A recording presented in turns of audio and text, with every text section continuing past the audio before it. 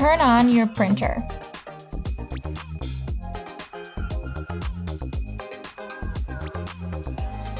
Open your ink cartridge cover and remove the ink cartridges.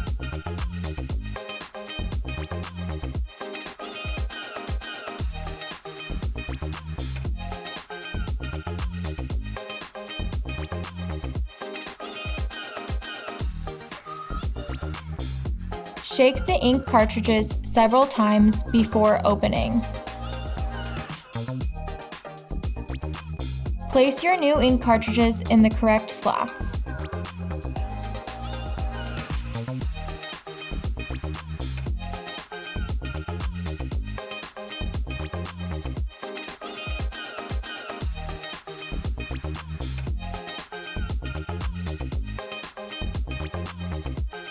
Close the ink cartridge cover. Press the pause button. Allow the ink to charge for at least 10 minutes.